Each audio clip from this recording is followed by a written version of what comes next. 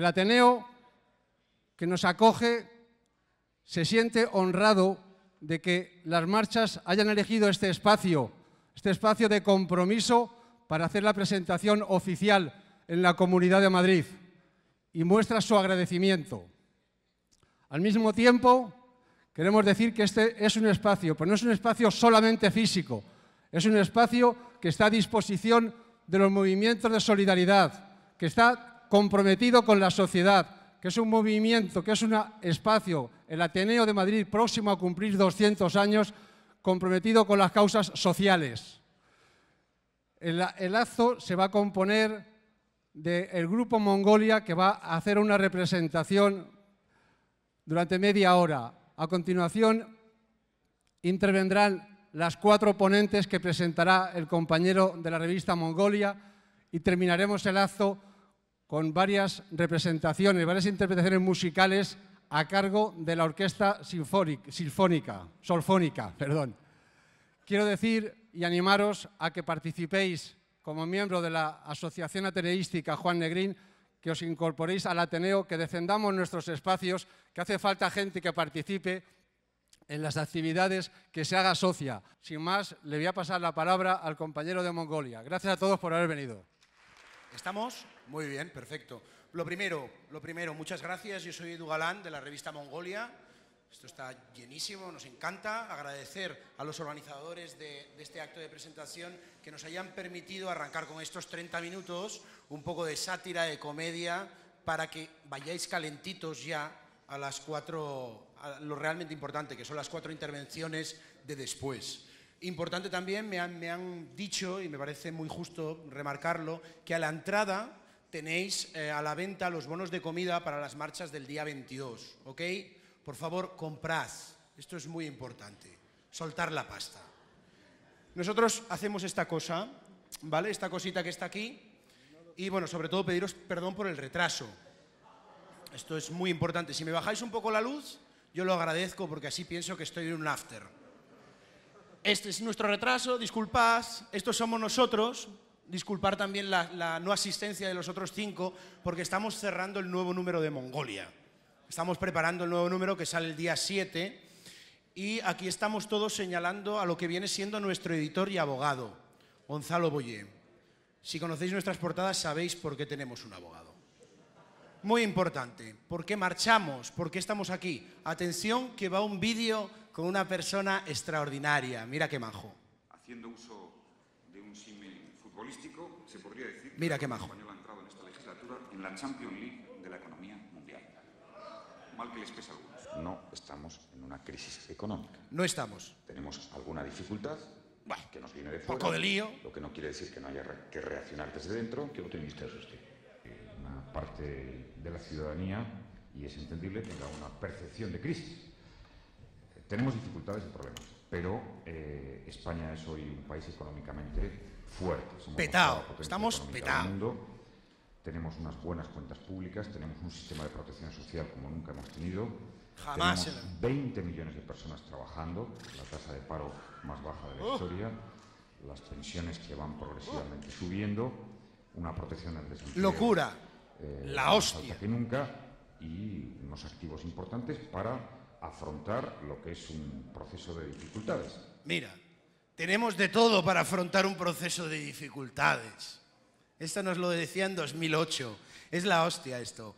Pues a partir de este señor, que nos decía que iba todo de puta madre, todo maravilloso, todo estupendo, y no iba tan bien. No iba tan bien. Pero bueno, después de este señor ocurrió lo siguiente. Siento mucho poner este vídeo porque es un poco marrano, pero creo que lo hay que poner. Mira, mira, mira, mira, mira. Todo mal. Atención al beso, ¿eh? Es lo más marrano que vais a ver a las 11 de la mañana, mira. Míralo, qué feliz. Está completamente emocionado. Esto es como ver Mordor a las 11 de la mañana. Atención, atención, mira, mira, mira, mira, mira, mira el cariño. Oh.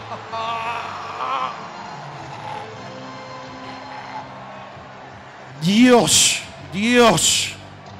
Qué asco, Elvira, lo que tiene que aguantar. Sabéis que Mariano desayuna todos los días café solo impuro. O sea, meter esa boca dentro de la otra boca. Todo mal. Atención al imperio del mal que sale ahora. Los soldados imperiales, mira. Ahí están. Mira qué majos. Van saliendo. Ahí tenemos a Ana Mato, que va de blanco, como una virgen. No se enteraba de nada. De nada. Mírala. Qué feliz. Qué guay. Gracias a unos, tenemos a otros. Bueno, para que cambiemos las caras un poco, ¿no? Mira Cospedal, que maja, cómo sonríe. Tiburón 2. Y ahí tenemos a la Gocha Peggy. Y aquí tenemos a la mayor malvada del PP, a la derecha.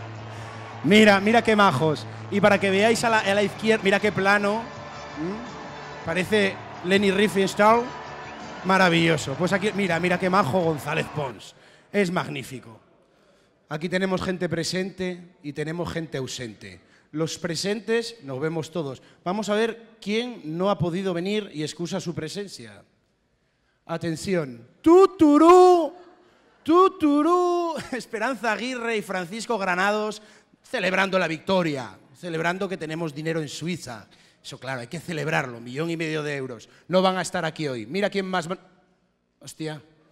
Es que cuando pones integrista religioso en Google, te sale todo y te puedes equivocar muy fácilmente. Entonces, pues sin querer he metido esta foto, que también es un integrista religioso, como este. Míralo. Ahí lo tienes, que se la va a chupar al cura. La hostia, ¿vale? Sois de izquierdas, pero sois unos guarretes, ¿eh? Es decir, una marranada y os venís arriba. Muy bien, míralo que majo nuestro ministro del Interior, que ya es portavoz oficial también de Santa Teresa.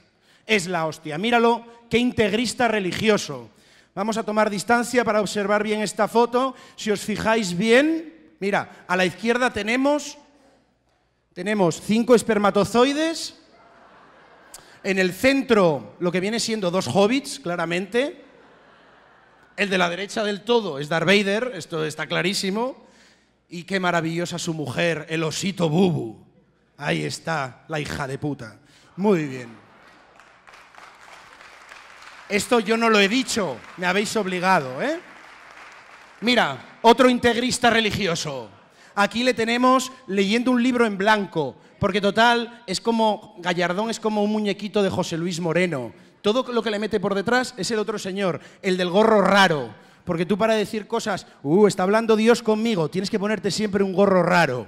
¿Y por qué habla contigo? Porque tengo un gorro raro. Tengo un gorro raro y toco niños, cosa que tú no haces. Aquí tenemos a Rouco, qué felicidad. Mira qué integrista religioso es nuestro ministro de Justicia. Qué pío es, rezando, está emocionándose al ver a la Virgen de la Paloma. Y mira lo que hace el muy marrano, le mete la boca. Es un cerdo. Está tan acostumbrado a meterse en el cuerpo de las mujeres que es ver una virgen y se va loco, se va loco. Hay una anécdota que, por favor, esto cortáis la grabación. Gracias, humanos. Gracias. Hay una anécdota que, esto va a quedar entre nosotros, no sale en streaming, yo no lo he dicho, que por lo visto un señor que es su suegro y es franquista, ante una posibilidad de divorcio de este otro señor, le dijo ese suegro franquista, que todavía está vivo el hijo de puta, todavía vive, Utrera Molina, pues le dijo esa frase maravillosa, que es: en mi familia solo hay 3 tipos de mujeres, Alberto: casadas, solteras o viudas, no hay más. Alberto, los huevos se le pusieron... Mira, nosotros decimos claramente desde Mongolia, como Alberto Ruiz Gallardón, gritamos fuertemente, gritemos todos juntos, un no al aborto. Así, mira, mola decirlo en el Ateneo. ¡No al aborto! ¡No al aborto! ¡Hágalo por el orto! Esto es muy importante, un consejo para todos vosotros y vosotras. Una cosa importante, que se vayan a tomar por el culo los Provida. Un saludo a todos. Adiós, hijos de la gran puta. Me caliento. Esto a las 11 de la mañana, imaginaos a las 12 de la noche. ¿Cómo ando? Bien, más integristas. Mira, esto es una presidenta de una comunidad que además es secretaria general de un partido y aquí la tenemos apoyando el I+D+I. está lo que viene siendo cargando un tronco. Aquí la tenemos cargando un tronco con otra gente. Incluso hay una persona ahí detrás fotografiando, porque ver un político trabajando es la hostia, tienes que sacar una foto porque es increíble. Pero lo que pasa en España es que por eso tenemos esta mala fama, ¿no? Siempre que ves a gente trabajando en España, siempre hay un hijo de puta que se te tumba encima del tronco. Gente muy vaga en España. Lo que pasa es que, según dicen las escrituras, se levanta el tercer día, o sea que tampoco es mucho tiempo. Mira qué majo, todo esto viene de este señor. Todo viene de este señor. ¡Qué delgado está! Míralo. ¿Qué dice este señor? Perdona a los padres porque no saben lo que hacen. Ayer Eugenio Merino, el artista Eugenio Merino... ¿Cómo? ¿El qué? ¿Llamar hijo de puta este o qué? Ah, no, esto no me lo voy a ahorrar. Hombre, lo que me faltaba. Este señor, como sabéis, era un gran amigo de los comunistas y los rojos. Y ayer, para que veáis que todavía está vivo, el artista Eugenio Merino tuvo que declarar porque la Fundación Francisco Franco, subvencionada a fondos del Estado, le ha denunciado por una cosa como esta, por segunda vez, por hacer un punching ball con la cara de Franco. Son cosas que pasan todavía en España. Otro más. Mira qué majo que se está buscando un paluego. Se está buscando un paluego, un Lasa y Zabala. Ahí te encuentras, metes mucho el dedo y te encuentras a Lasa y a Zabala. Otro más, que la tiene así de gorda. Por eso ha creado una fundación para estudiarse a sí mismo. ¿Cómo no? ¿Cómo no? No tiene ningún tipo de problema. Otra persona que no va a estar. Y mira quién no va a estar tampoco. Con la lectura preferida, con el Marca. ¿Qué está leyendo Mariano? Está leyendo el equipo Marca España, que aquí está. Atención, esto es lo que se ha dado cuenta Mariano. De portero, Filippo Borboni. Ahí le tenemos, es un portero con grandes reflejos. Con grandes reflejos, sobre todo para parar las caídas de su padre. Esto es maravilloso. En el lateral derecho tenemos a Rodríguez Ratascas, supongo que es muy amigo de muchos de vosotros, especialmente de los preferentistas. Cuando vi el pancartazo a Miguel Blesa, yo lo que pensé, no pensé que era una apología de la violencia, ni violencia, pensé solo uno, solo un pancartazo. Parece que se ha llevado poco. De centrales, nuestro querido Bert, Josep Ignaz Beiterberger. Aquí le tenemos, un central aguerrido. Dios, cómo debe ser acostarse con este señor. Bien. Otro central aguerrido, que ya hemos hablado sobre él, ya no voy a añadir nada más. Y en el lateral izquierdo, a Chema Aznarteche. Tipo majo, tipo majo. Mediocentro, Pep Mas. Aquí le tenemos controlando la ultraderecha moderada. Le tenemos aquí maravillosamente. Y aquí tenemos a Juan Manuel Gordilloz, también un gran jugador. Nos encanta. Un aplauso, por favor, que con todo el cariño le hemos incluido en este equipo a Juan Manuel. Más jugadores, Óscar Alberto de Guinzos. Le tenemos también aquí de jugador. En el lateral izquierdo, a Garzón todavía le falta un poco de pegada con la izquierda, pero ahí está, también jugando. La niña Aguirre. ¿Cómo os gusta hacer daño a las malas? De verdad. Y aquí tenemos a Julio Anguitovic para rematar por la izquierda.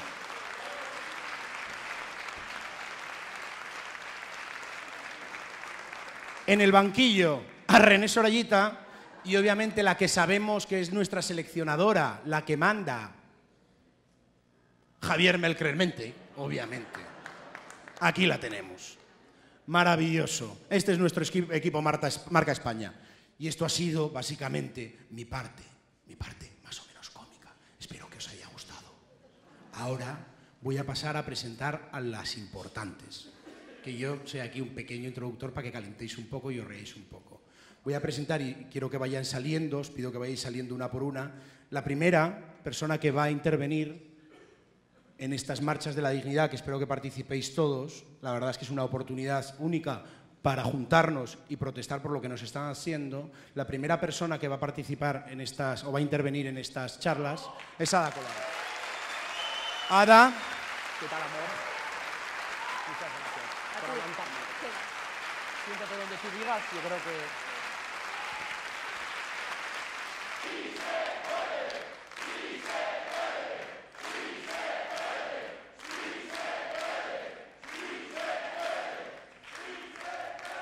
Esto a las 11 de la mañana. ¿Cómo estaréis a media tarde? Gracias. Ada, como sabéis, pertenece a la PA, o sea, no hace falta que presente nada más, que es de lo que va a hablar, que es el derecho a una vivienda digna. ¿Qué cosas más locas? El derecho a una vivienda digna. Más personas que van a estar aquí. Miren Echezarreta, miren. Suba usted. ¡Qué alegría! Miren. Encantado de conocerlo.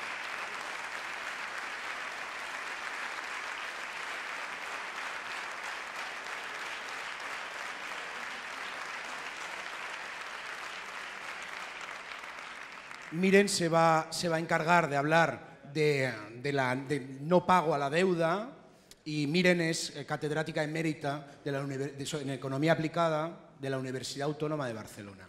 Vamos con otra persona que va a subir, que es Mari García Bueno. Mari, ¿dónde estás? Aquí estás, Mari.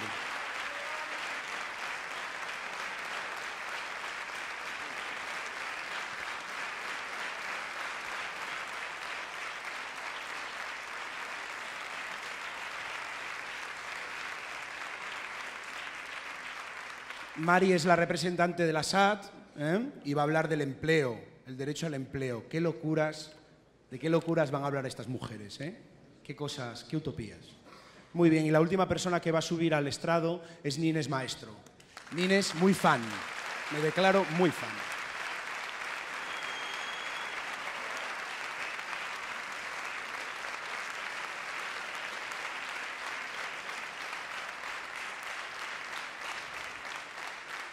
Si os tengo que presentar a Nines Maestro, vamos mal, pero lo voy a hacer igual.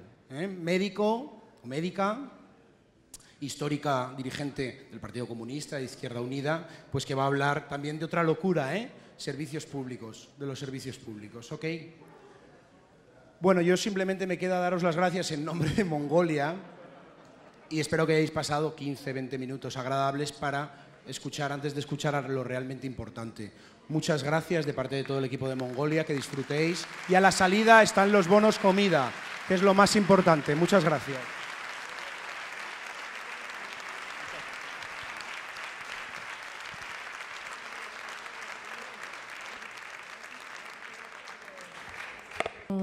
Bueno, estamos aquí para celebrar un momento de organización ciudadana colectiva. En el día a día estamos en un montón de luchas, cada una en muchas trincheras, desgraciadamente, que hay que cubrir en estos tiempos donde en este país se vulneran los derechos humanos sistemáticamente. Pero es una alegría el hecho de encontrar momentos donde juntarnos, donde articularnos, como lo fue, por ejemplo, el 15M, donde salimos cientos de miles a la calle y vimos que no estábamos solas y que somos muchos más de los que nos querían hacer creer a través de los medios de comunicación. Y las marchas es otra ocasión donde juntarnos, ¿no? Y no juntarnos por juntarnos, sino juntarnos para decir vamos a más, no nos vamos a rendir y vamos a conquistar nuestros derechos y vamos a conquistar una democracia real que hoy está absolutamente secuestrada en nuestro país. Más que explicaros exactamente, bueno, la lucha de la PA, afortunadamente, pues 5 años después de que empezáramos, es bastante conocida ya, y el problema de la vivienda también. Entonces, más que extenderme en el problema de la vivienda, quisiera hacer una intervención a partir de la experiencia colectiva de las plataformas de afectados por la hipoteca y de la lucha por el derecho a la vivienda, de temas que en realidad considero que son más amplios, ¿no? Que un poco eso, por lo que creo que estamos todas y todos aquí, ¿no? Y por lo que también la mayoría de las plataformas van a participar de una manera o de otra en las marchas del 22 de marzo. Sabéis, ¿no? A partir de la lucha por el derecho a la vivienda es uno de los temas donde se ha visto clarísimamente por qué es tan cierto lo que gritamos en las plazas de que esto no es una crisis, es una estafa, ¿no? En el tema de la vivienda se ha visto clarísimo cómo se empujó a la población, a las hipotecas, con desinformación, con engaño, con cláusulas abusivas, sin explicar que la gente no solo podía perder su casa, sino quedarse con una deuda de por vida. Entonces, y además eso se hizo, como se ha visto antes, con las imágenes de Zapatero, de los gobiernos del PP y del PSOE, que explícitamente engañaron a la población, le dijeron que este era el mejor de los sistemas, donde todo el mundo iba a salir ganando, que la vivienda era la mejor de las inversiones y la más segura. Se dio incentivos muy agresivos para que la gente se hipotecara, y cuando todo esto saltó por los aires, No solo se rescató a los responsables, a la banca, sino que encima la versión oficial pretende culpabilizar y avergonzar a las víctimas, ¿no? Que es el colmo de los colmos.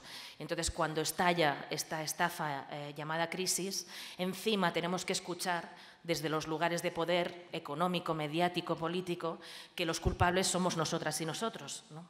Que hemos querido vivir por encima de nuestras posibilidades, que en España hay políticos corruptos porque todos somos corruptos, etcétera, etcétera, ¿no? Entonces, eso fue el inicio de la crisis, que ha sido un momento de una dureza tremenda, ¿no? Ahí es cuando empezamos con las plataformas de afectados por la hipoteca y nos dimos cuenta, ¿no?, que una de las cosas que más necesitábamos, antes que enfrentarnos a los bancos, antes que enfrentarnos a los políticos corruptos, era enfrentarnos a nuestro propio miedo, a nuestra soledad, a nuestra impotencia, ¿no? ¿Qué pasa? ¿Hay conflicto con las cámaras? ¿Todo bien? Vale. Pues decía, ¿no?, que teníamos que enfrentarnos a nuestra propia soledad y a nuestro propio miedo, ¿no? Que donde el poder quizás nos ha hecho más daño es que durante muchos años nos han convencido o han buscado la complicidad y el consenso social de que este era el mejor de los mundos posibles, mercantilizando derechos básicos como la vivienda, como la sanidad, como la educación, con un sistema de valores individualista, consumista, competitivo en lugar de cooperativo, ¿no? Entonces, cuando todo esto ha saltado por los aires y empezó la crisis, resulta que no teníamos herramientas para hacer frente a la situación. Éramos una ciudadanía muy desorganizada, muy atomizada. Y claro, cuando a ti te salta todo por los aires, te quedas sin empleo, no sabes cómo dar de comer a tu familia, el Estado te dice que es culpa tuya, encima te pueden desahuciar porque no puedes pagar la hipoteca o el alquiler, en el caso de la hipoteca encima te puedes quedar con una deuda de por vida y te ahora han ponen cambiado el sistema, le han puesto un botón a cada trabajadora para que a través de un cuando te pasa ordenador todo eso o sola, se te cae literalmente el mundo encima, ¿no? Eres como una hormiguita frente a una concentración de poder enorme, ¿no? Todos hoy sabemos que el poder económico tiene tentáculos en el poder político, en el poder mediático, en el poder judicial también, ¿no?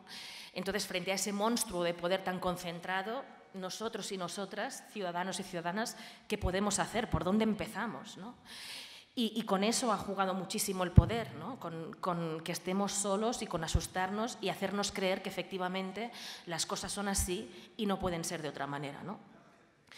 Una cosa que también creo que es muy importante es que tengamos todos claro, que creo que cada vez es más así, que en realidad afectados y afectadas lo somos todos y todas, ¿no? Nosotros nos llamamos Plataforma de Afectados por la Hipoteca, pero siempre lo decimos, que afectados y afectadas lo somos todos y todas. O sea, la crisis, la estafa hipotecaria, la estafa de los bancos no solo afecta a quien ha firmado una hipoteca o a quien le han colocado preferentes, sino que el rescate a la banca por su mala gestión significa el hundimiento de la economía entera, significan millones de personas con desempleo y sin prestaciones, recortes en sanidad, en educación.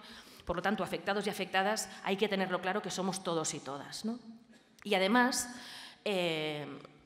lo peor todavía puede estar por venir si no nos movilizamos. Es decir, quien ha empezado esta estafa y la sigue perpetrando hoy en día, quien concentra todo el poder, pretende concentrar cada vez más poder a costa de empobrecer aún más a la población. O sea, hay que tener muy claro que de esta estafa llamada crisis no vamos a volver a como estábamos antes.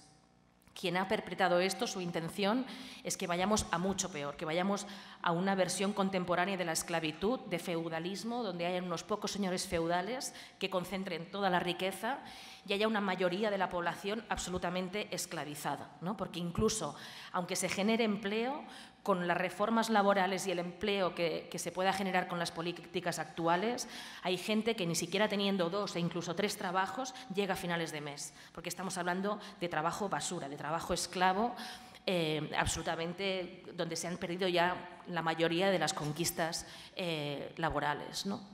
Entonces, sus intenciones están claras, no se van a quedar aquí y quien tiene el poder va a hacer todo lo posible por concentrar aún más poder, ¿no? Aunque eso suponga el sufrimiento o incluso la vida de miles de personas.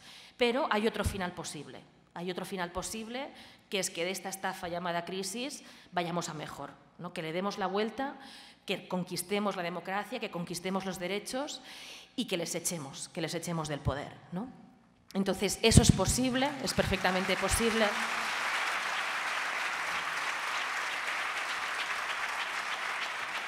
Pero es posible si nos ponemos a ello.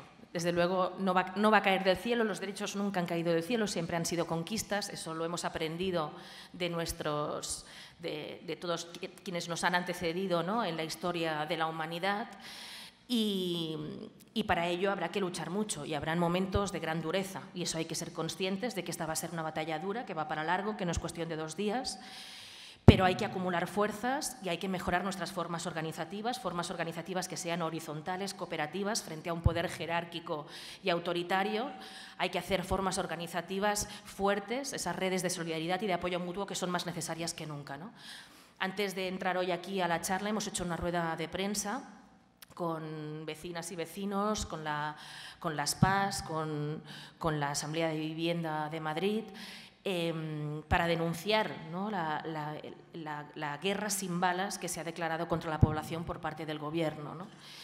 Ya no solo somos el país de Europa que más desahucia, que más viviendas vacías acumula única y exclusivamente por motivos especulativos, sino que encima estamos viendo cómo nuestros gobiernos están incumpliendo sistemáticamente sus propias reglas, están violando la Constitución, están violando los tratados internacionales que han firmado, están violando los derechos humanos. Están utilizando nuestro dinero y nuestros recursos para rescatar a los responsables y para hacerles el trabajo sucio. Y se pagan a centenares de antidisturbios que se lanzan contra la población indefensa, contra la población más vulnerable que lo ha perdido todo, como es en el caso de Antonio, ¿no?, en ese desahucio terrible que se produjo a finales de enero, donde no solo se perpetró el desahucio pagado con nuestros impuestos, no solo el Gobierno de Madrid no garantizó el realojo al vecino, que además es un enfermo crónico y muy vulnerable, ¿no?, y no solo no garantizó el realojo, como en cambio debería hacer por los compromisos de la propia administración pública, sino que encima ya detuvo a la propia persona desahuciada, ¿no? ¿Qué más van a hacer? ¿Qué más nos van a hacer? ¿Qué es lo siguiente? Matarnos directamente. Entonces, sí que hay que tener claro, como decía antes, que sus intenciones están claras y que van a ir a más y que la presión va a aumentar. Ahí está también el proyecto de ley de inseguridad ciudadana, que pretende acabar de criminalizar y de reprimir las protestas que están teniendo cada vez más éxito, que no están permitiendo a la ciudadanía parar desahucios, forzar a los bancos a negociar, como que además en muchas ocasiones los jueces nos están dando la razón, se están inventando leyes para incluso saltarse a los jueces, ¿no? Entonces, frente a esa guerra de las élites económicas y políticas contra la población, desde luego lo que no podemos hacer es rendirnos, porque hoy quedarse en casa es lo más peligroso que podemos hacer. Es verdad que pueden haber momentos de mucha dureza, es verdad que hay momentos en que podemos asustarnos porque ver a esos antidisturbios armados de pies a cabeza como si fueran Robocops, desde luego que da miedo. A cualquier persona normal y razonable nos da miedo, a mí me da miedo. Pero no podemos dejarnos asustar, porque si no va a ir a peor, ¿no? Y en realidad hay una buena noticia, y es que nosotros somos mayoría, somos una inmensa mayoría. Lo que ocurre es que después de décadas de consumismo, de sociedad individualista y competitiva, nos han pillado un poco desorganizados y desorganizadas, ¿no? Entonces es momento de organizarnos, como decía antes, fuertemente, ¿no? No quiero alargarme, además os pido disculpas porque no me podré quedar todo el acto. Tengo un niño pequeño y es carnaval y quiero celebrarlo con mi niño en Barcelona, entonces no me podré quedar todo el acto porque me tendré que regresar. Pero sí que quisiera, antes de terminar y dar la palabra a las compañeras, que por cierto es una enorme alegría estar en una mesa de mujeres, esto cada vez va a más y cada vez somos más.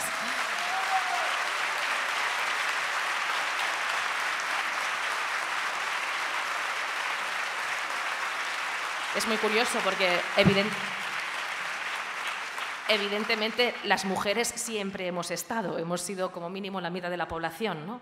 Pero últimamente es verdad que somos más visibles y somos más visibles precisamente porque estamos generando espacios desde abajo, horizontales, de empoderamiento, y cuando tú abres espacios horizontales y de empoderamiento, las personas que normalmente son excluidas, como las mujeres, pero también las personas migrantes, eso en las plataformas de afectados por la hipoteca se ve clarísimo, hay muchísimas mujeres haciendo todo tipo de roles y de responsabilidades, interlocutando con la administración, administración, organizando acciones de desobediencia civil, ocupando bancos, y también de personas migrantes que codo con personas autóctonas se están enfrentando a los auténticos criminales, ¿no? Entonces estamos también desmontando el racismo institucional desde esos espacios de horizontalidad y de cooperación, y se ve que cuando efectivamente generamos formas organizativas diferentes a las del poder, entonces no hace falta hacer políticas de igualdad, porque entonces nosotras mismas ya tomamos la voz y ocupamos los papeles que queremos ocupar, ¿no? Y hay que potenciar ese tipo de espacios. Decía que hay una buena noticia, que es que somos mayoría, pero al mismo tiempo que nos falta todavía más organización, ¿no? Otro tipo de organización, no vertical, no jerárquica, pero nos falta organización. Yo creo que las marchas es un buen momento, es una buena ocasión de unión y de acumulación de fuerzas y de salir juntos y juntas a la calle, pero es un momento más donde esa acumulación luego se tiene que trasladar, ¿no?, a formas de acción también cada vez más complejas. Eso en las plataformas lo hemos visto, como la lucha es dura y es larga, hay que utilizar distintos niveles de incidencia y de acción, ¿no? No podemos simplemente de alguna manera conformarnos con manifestaciones grandes. Eso hoy no es suficiente. Eso hoy a quien tiene el poder ya no le hace ni cosquillas. Entonces hay que hacer estrategias más complejas con objetivos a corto, a medio, a largo plazo.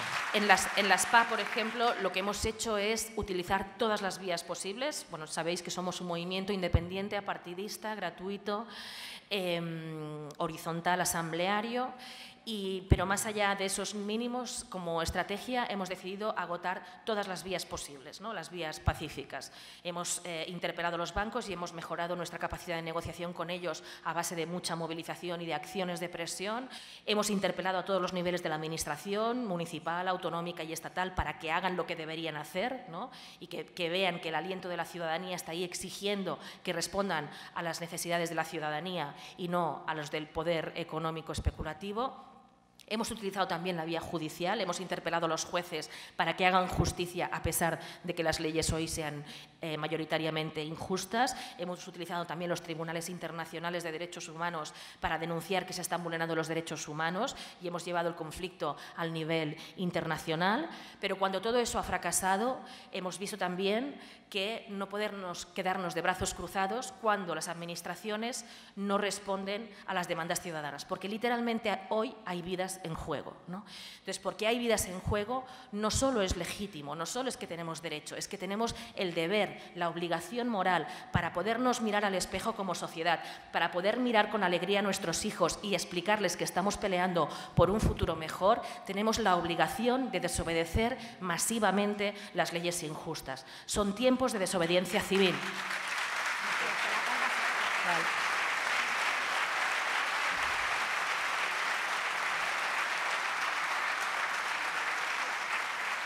Como decía, son tiempos de empoderamiento, son tiempos de organización social horizontal desde la base. Son tiempos de construir también pequeñas alternativas para que puedan haber algún día grandes alternativas. Es decir, tenemos que ser ambiciosas, pero no maximalistas, ¿no? Si esperamos a que cambie todo para que cambie el mundo, nos vamos a frustrar. Hay que demostrar en la vida cotidiana que podemos empezar a vivir de otra manera, ¿no? En las PAS no solo defendemos el derecho a la vivienda, sino que generamos espacios de comunidad donde damos una respuesta distinta a ese modelo individualista y competitivo, ¿no? Y realizamos redes de apoyo mutuo que ya no solo nos sirven para dar respuesta al tema de la vivienda, sino también a problemas de alimentación, de cuidados, de afectos, de sanidad, etcétera. Esas pequeñas alternativas en realidad son muchas más de las que nos enseñan los grandes medios de comunicación. Afortunadamente, el mundo que queremos ya está aquí entre nosotros y nosotras y está empujando por existir. Y tenemos muchas pequeñas alternativas como las finanzas éticas frente a la banca especulativa, como la economía social y cooperativa, ¿no? Las empresas que se están creando desde la base, que no persiguen la especulación y el lucro a través del beneficio como única lógica, sino que reparten los beneficios para generar más riqueza colectiva y para defender lo común. las formas de alimentación, de soberanía alimentaria, de consumo ecológico y de proximidad. Es decir, en muchos temas se están generando esas pequeñas alternativas que nos permiten vislumbrar que algún día puede haber ese gran mundo, ese otro mundo posible y tan necesario, ¿no? Entonces, empoderamiento, organización social, pequeñas alternativas cotidianas que nos hacen vislumbrar que ese mundo mejor posible es necesario. Acabar con la impunidad, por supuesto, ¿no? Por aquí están compañeras de juicio y castigo. Hay que denunciar, hay que procesar a los culpables, porque mientras haya impunidad en este país jamás habrá democracia, y mientras no se procese a los culpables,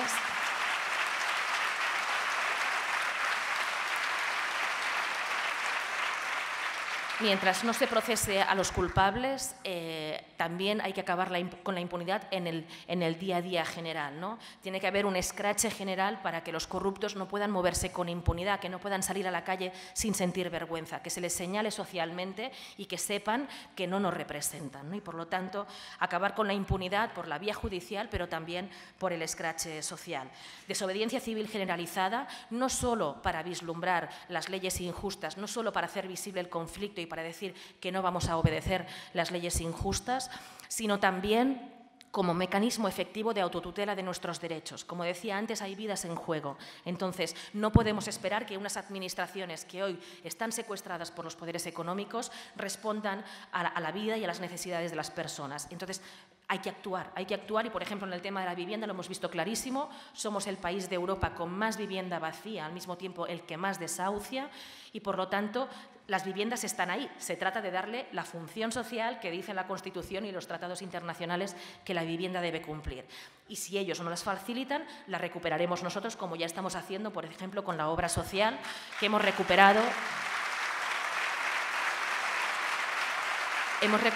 ya más de 20 edificios, hemos realojado a más de 1000 personas y por lo tanto estamos ya demostrando que sí se puede dar la función social a la vivienda y realojar a las personas y forzar a los bancos a negociar el alquiler social, ¿no?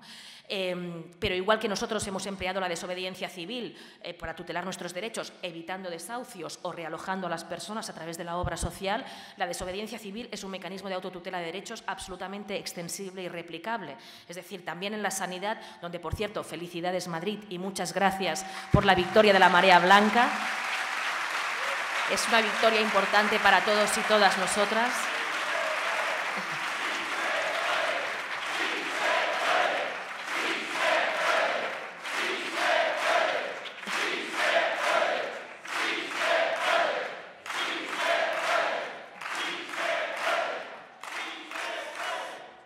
Bueno, pues termino ya. Decía que la desobediencia, que además de que las pequeñas grandes victorias se están multiplicando y se está demostrando que si no nos rendimos podemos ganar y podemos defendernos, pero además decía la desobediencia civil es extensible. Lo que no podemos permitir es que nos roben las viviendas, que además se han pagado con el rescate a la banca sobradamente. No podemos permitir tampoco que nos roben nuestros hospitales, nuestras escuelas, nuestras universidades. Son nuestros, los hemos pagado, los necesitamos más que nunca y, por lo tanto, frente a la lógica, a las políticas del expolio a través de la privatización, ocupemos nuestros hospitales, ocupemos nuestras universidades y no dejemos que nos roben. Que tengan claros los especuladores que por mucho que intenten privatizar no nos vamos a dejar robar y, por lo tanto, desobediencia civil generalizada.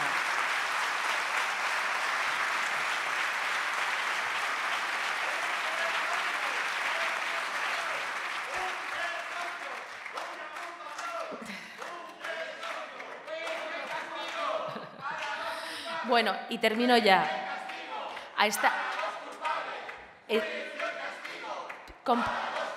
Compas, termino ya. Simplemente decir que a todas estas estrategias de empoderamiento, organización social, desobediencia civil, autotutela de nuestros derechos, está claro también en las PAS, lo hemos vivido muy claramente, que no son suficientes, porque constantemente nos encontramos con un bloqueo institucional, con un poder político, en este caso una mayoría absoluta del Partido Popular, absolutamente arrogante, prepotente, que le da absolutamente igual la vida y el sufrimiento de la gente y que ya no intentan ni disimular, no se intentan ni siquiera disfrazar de demócratas. Están utilizando el poder para abusar de él y para concentrar aún mayor riqueza a costa del sufrimiento de la gente. Entonces, frente a ese poder dictatorial, porque ya no podemos hablar de democracia en este país, que hace y deshace las leyes a conveniencia, está claro que las estrategias de autoorganización no son suficientes y hay que plantearse también formas de regeneración democrática. Hay que echarlos del poder, hay que echarlos porque están bloqueando cualquier posibilidad de cambio. Entonces, necesitamos estrategias de regeneración democrática, hay quienes le llaman proceso constituyente, hay quienes les dicen recuperar la política, hay distintas estrategias para ello, pero en cualquier caso es evidente que hacen falta estrategias para echarles del poder y para demostrar que la política se puede hacer de otra manera, que se puede hacer desde abajo, que se puede hacer realmente defendiendo los intereses de todos y todas nosotros, ¿no? Para terminar, quiero hacer un llamado a que no nos rindamos, que es lo más importante. Hay días muy duros, hay días muy difíciles en las peleas cotidianas, tanto individuales como colectivas. No nos han enseñado a ser valientes, no nos han enseñado a ser solidarias, no nos han enseñado en todos estos años de neoliberalismo feroz, no nos han enseñado a organizarnos de otra manera. Pero estamos demostrando que se puede, lo estamos haciendo ya posible. Necesitamos crear otro tipo de referentes a los que nos han estado enseñando desde los lugares de representación política, económica, desde los medios de comunicación, constantemente de manera subliminal.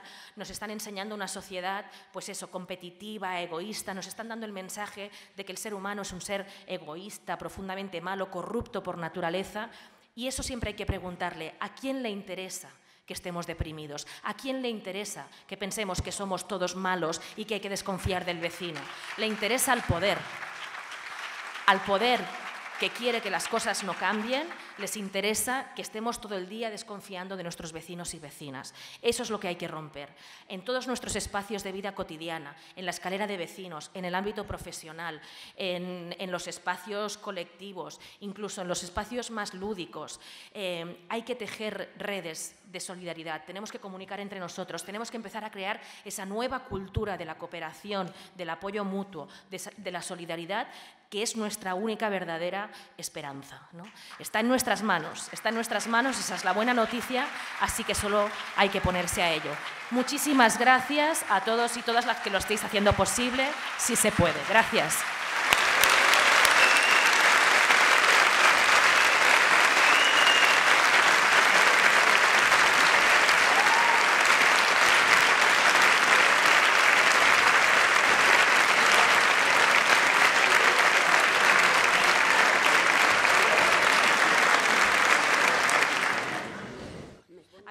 Para no cortar a Miren, y aprovechando que tiene que poner PowerPoint, es que nos han pedido que contra la ley Mordaza nos hagamos la foto con esto. Así que contra la ley Mordaza...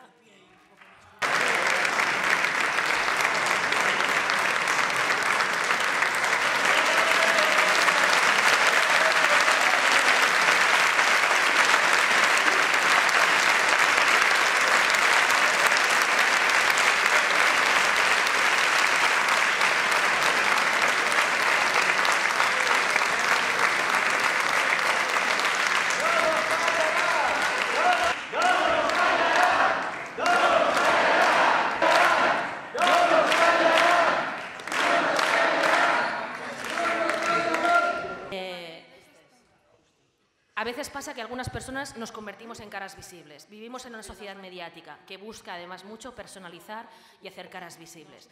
Hay que tener claro que, bueno, que si eso es útil a los movimientos, pues podemos utilizarlo colectivamente, pero simplemente para trasladar la voz colectiva. Lo que no podemos caer es en la lógica de la representación y creernos que porque realmente hay una sociedad mediática que busca hacer caras, esas caras son más importantes. Eso nosotras no nos lo podemos creer. ¿De acuerdo? En realidad, sinceramente, creo que lo que más, o sea, si nos han llamado terroristas y nazis en la PA, y especialmente a mi persona, creo sinceramente que lo que más le ha preocupado al Partido Popular es saber gente normal y corriente, no especialmente brillante, no especialmente inteligente, gente normal y corriente que ha perdido el miedo, se ha organizado, ha dado la cara y ha actuado. Y eso somos todos y todas. Y ya está. Muy bien, Ana, muy bien.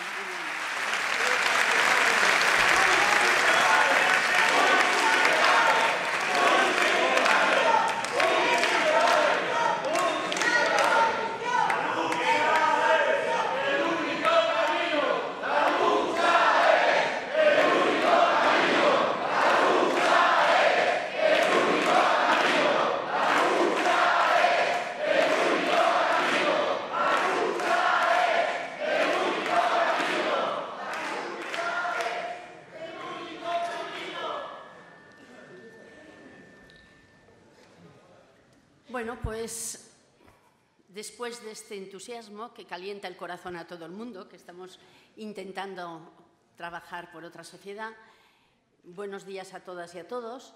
Y a mí me toca ir un poco más por el ámbito concreto del tema de la deuda.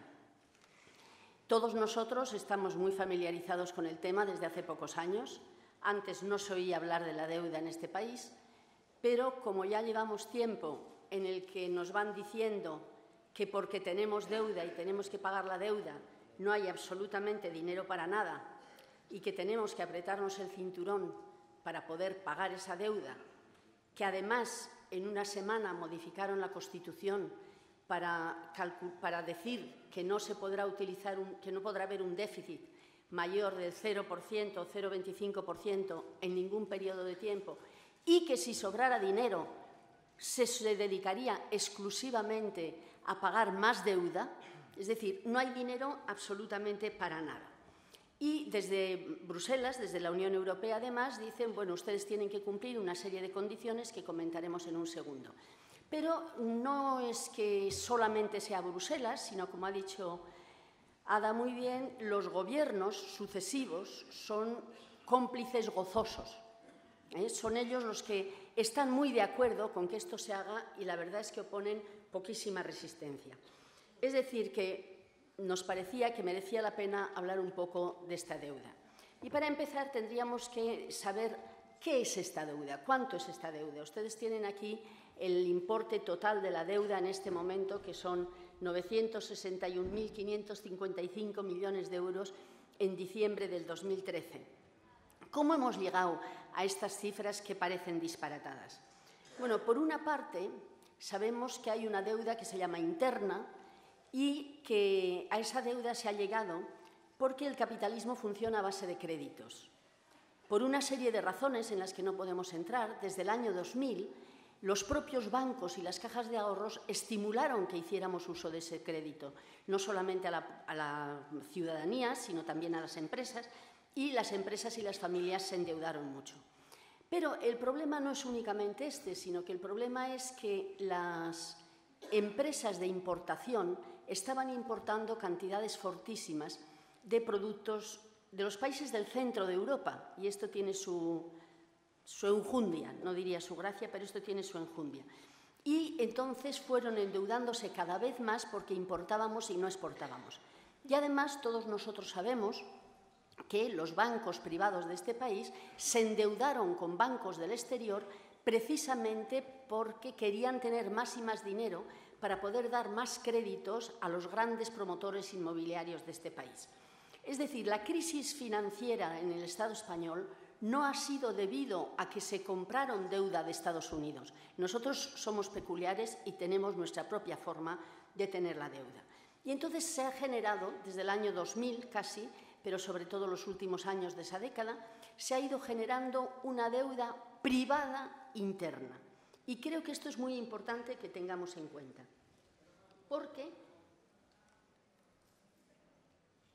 lo que estamos pagando, o lo que nos dicen que tenemos que pagar, es una deuda privada que no es una deuda nuestra.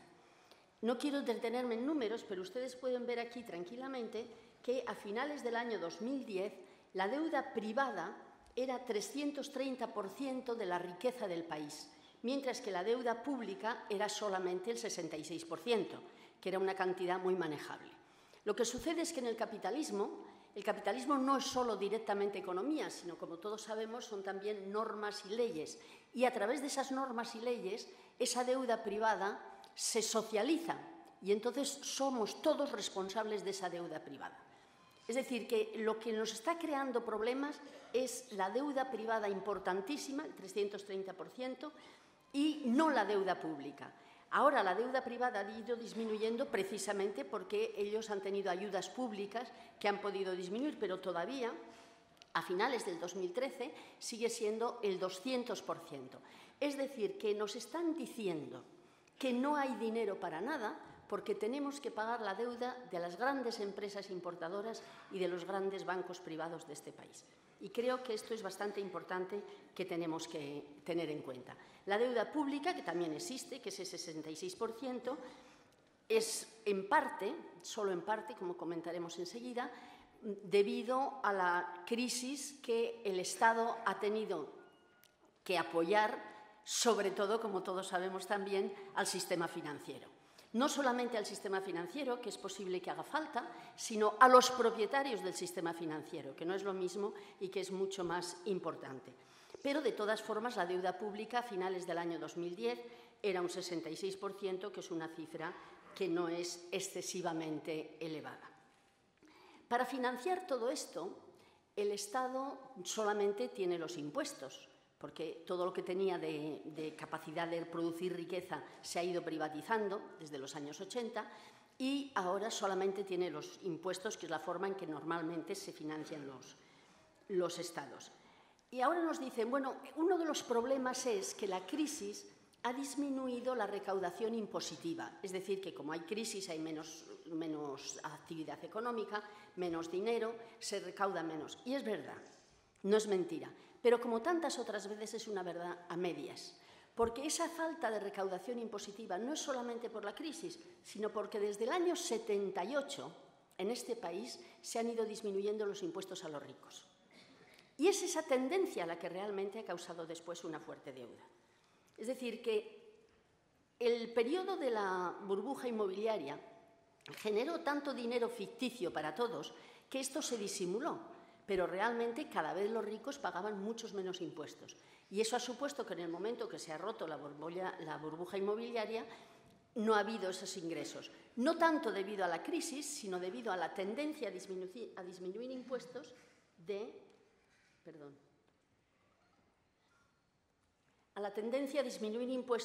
las épocas anteriores. Es decir, hay aquí una degradación impositiva muy importante. El año 78-79, con la nueva reforma que se hizo entonces, el IRPF para los más ricos era un 66%. El año 2006 en este país el IRPF para los más ricos era el 46%. Eso sin contar con todas las exenciones fiscales del impuesto de sociedades, sin contar con todas las fórmulas mágicas que hay para que los ricos no paguen impuestos, que todos sabemos cuáles son, etcétera, etcétera. Es decir, que la deuda no es solamente por el endeudamiento de unos, sino es también por la voluntad de otros de que los ricos no pagasen dinero. Y es de esto de lo que nos hacen responsables a nosotros. Y esto ha podido ser porque estábamos dentro del euro. Si no hubiéramos estado en el euro no se hubiera podido aguantar, porque la moneda se hubiera resentido. Y nuestros brillantes políticos, asesores económicos, grandes empresarios y universitarios, profesores universitarios, todos ellos hicieron como que no pasaba nada. Se acuerdan muchos de ustedes de que España iba bien. Y nadie se preocupó de que teníamos un déficit exterior que iba a causarnos los problemas que tenemos ahora. Es decir, que la deuda, primero, no es nuestra deuda, es una deuda privada. Segundo, hemos incurrido en esa deuda por no tener dinero, para que no pagaran dinero los ricos. Y tercero, nos hacen responsable de esa deuda precisamente a nosotros. ¿Por qué es un problema la deuda? Porque esa es otra cosa que hay que preguntarse.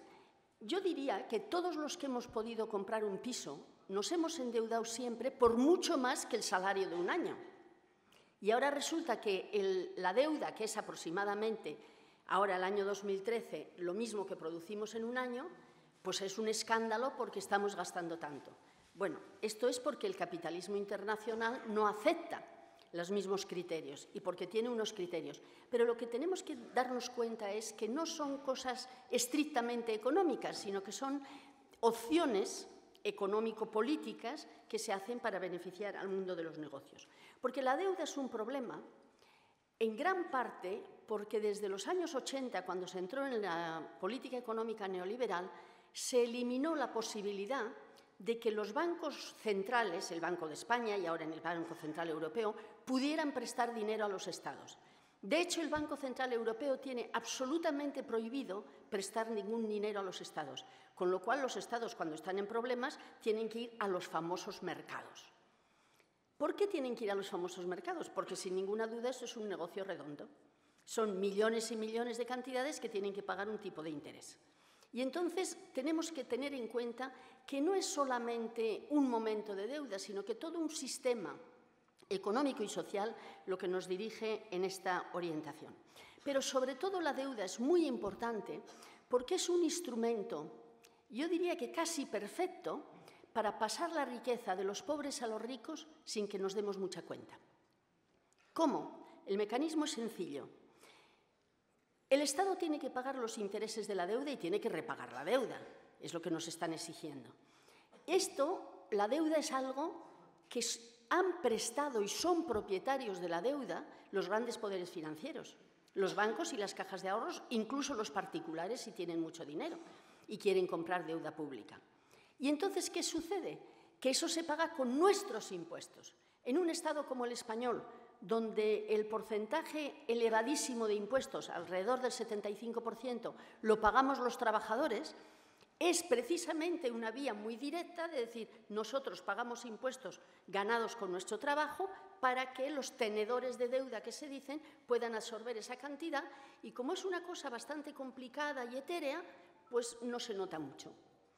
Y realmente es uno de los mecanismos importantes, porque piensen ustedes que en España el año pasado se han pagado aproximadamente 190.000 millones de euros en concepto de deuda, de los cuales 155.000 me parece que son por el principal y 35.000 y pico millones de euros en concepto de intereses. Para los que ya tenemos una cierta edad, los euros nos despistan mucho. Esos 35.000 millones resulta que son 6 billones con 6 de pesetas antiguas, solo en intereses, que es lo que estamos pagando. Bueno, y entonces ese mecanismo de transmisión es realmente perverso, porque además es un mecanismo que como no lo vemos todos los días, como no está claro y como no nos quieren explicar, pues verdaderamente en muchas ocasiones pasa desapercibido. Ante el problema de que los mercados a los que les han obligado a los estados a pedir los créditos no los quieren dar, en el caso del Estado español, de Grecia, de Italia, de los famosos PIGS, como todos sabemos, la Unión Europea se vio obligada a dar ciertas ayudas, a provisionar por lo menos ciertas ayudas. Pero no porque le preocuparan nuestros países ni porque le preocupáramos la ciudadanía, sino porque le preocupaba el euro, le preocupaba la cotización del euro y, por lo tanto, se decidió por fin a poner a disposición de los países más endeudados una cantidad determinada de dinero. Pero, por supuesto, como todos sabemos, esto no es gratuito, ni muchísimo menos. Esto está sometido a lo que ellos llaman eufemísticamente la condicionalidad. Es decir, una serie de condiciones que se tienen que cumplir en los países que están endeudados, que son, como todos sabemos, los recortes en los presupuestos, que no haya déficit, los recortes en los servicios sociales, la reforma laboral, de salarios, de despido, de renovación de convenios, reforma de pensiones, privatizaciones, que no haya vivienda social, que no haya servicios sociales, que no haya nada. Solo tiene que haber dinero para pagar la deuda pública. Y esto sabemos todos que es lo que hay que hacer y además nos dicen qué es lo que hay que hacer y además saben, como les he dicho antes, que en una semana cambiaron la Constitución para endurecer todavía más estas normas.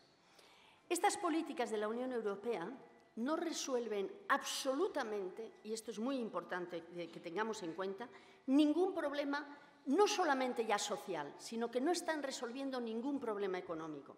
Fíjense ustedes, como hemos visto antes, que la deuda externa ha cambiado del 66% el año 2010 al 100% el año 2013, está en el 94% en términos exactos.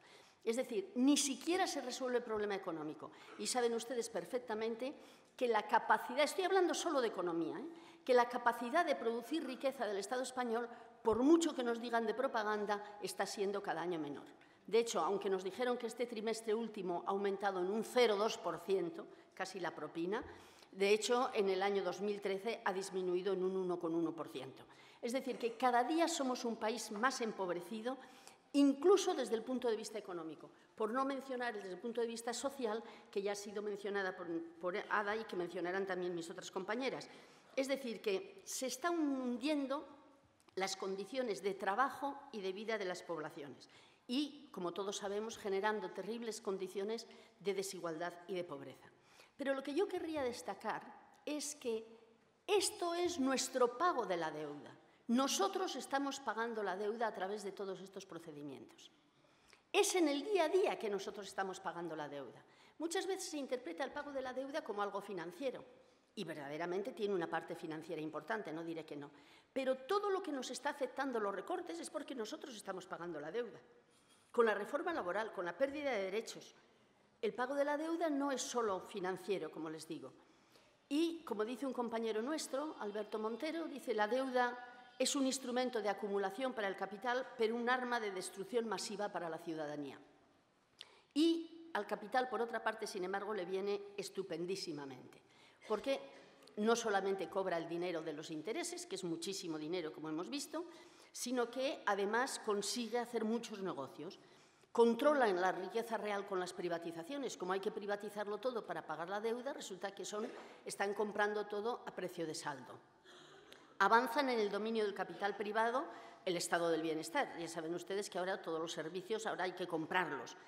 Facilitan la reestructuración productiva. Nosotros nos estamos quedando, desde que entramos en la Unión Europea, pero sobre todo desde la etapa de la deuda, nos estamos quedando cada día siendo menos capaces de producir.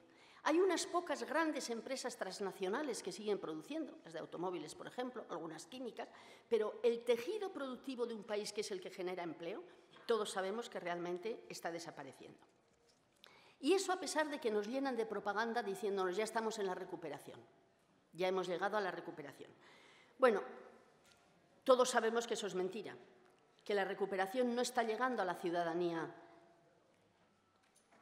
del país, sino que es verdad que algunas pocas empresas se están recuperando. En el periódico de hoy viene que las 35 empresas importantes que cotizan en bolsa han ganado el año 2013 19.000 millones de euros. Ellos se están recuperando.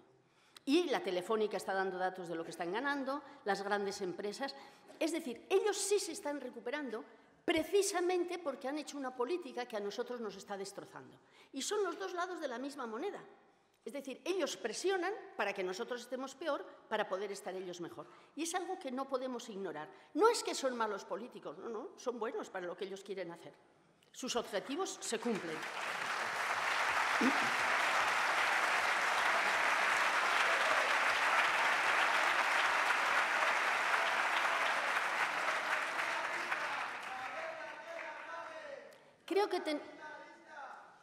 Creo que tenemos que tener en cuenta estos problemas.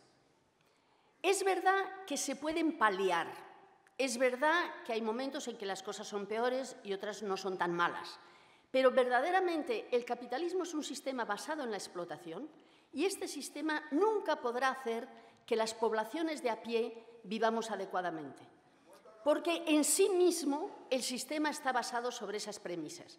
Y, por lo tanto, cuando nosotros luchemos por cualquiera de las cosas que vamos a comentar aquí hoy y por otras muchas que se está luchando, tenemos que tener en cuenta que estas luchas son solo instrumentos parciales que nos tienen que conducir a un cambio del sistema. Porque dentro del sistema capitalista no hay nada que hacer. Eso es totalmente imposible.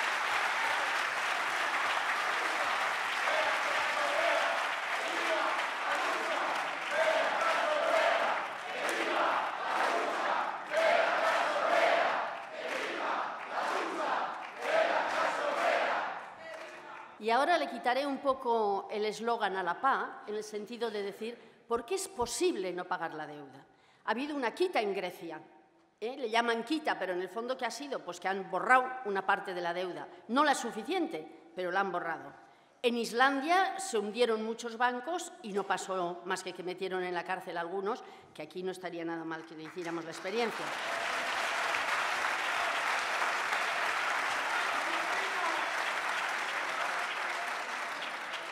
Está la experiencia de Ecuador, que también dejó de pagar la deuda, e incluso las negociaciones de otros países.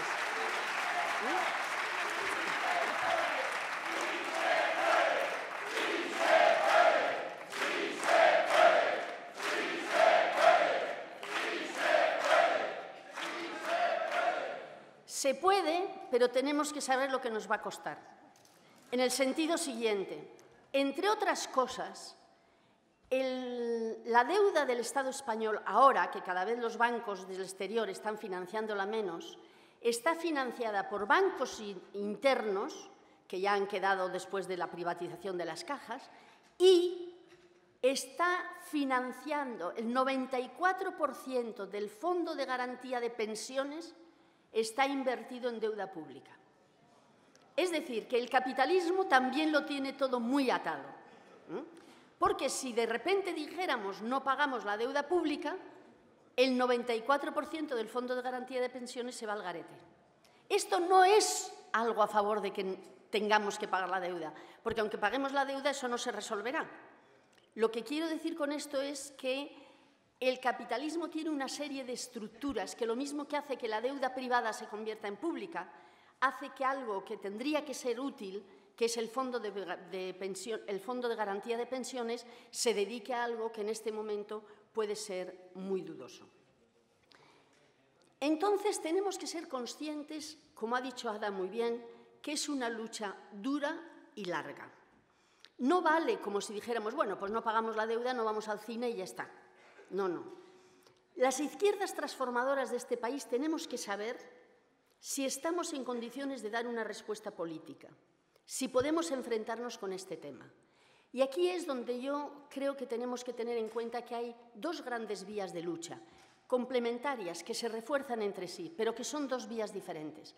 Una es pedir a las instituciones, pedir a nuestros gobernantes, pedir en conjunto a nuestra sociedad, decir, no paguemos la deuda. Eso lo tenemos que hacer, lo estamos haciendo, es lo que estamos haciendo ahora en este momento con nuestras llamadas. Sin ninguna duda esto es imprescindible, pero eso va a ser mucho más difícil de lograr porque no tenemos poder popular. A mí me impresiona mucho lo que pasa con la PA. 1,5 millones de firmas que van al Congreso. ¿Para qué? Para el cesto de los papeles. O tenemos fuerza popular o no sirve de nada que hagamos debates preciosos, que digamos que hay que aportar los debates, que hagamos...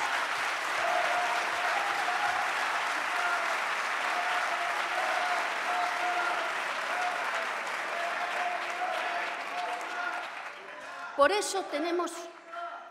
eso tenemos que luchar sin duda para decir no pagaremos la deuda, pero sobre todo lo que tenemos que hacer es revolvernos y luchar para no pagar la deuda que nos afecta directamente, para no pagar la reforma laboral, para no pagar la privatización de la sanidad, que me uno a decirles que en Barcelona nos ha dado un poco de moral lo que ha salido en Madrid con la desprivatización, digamos.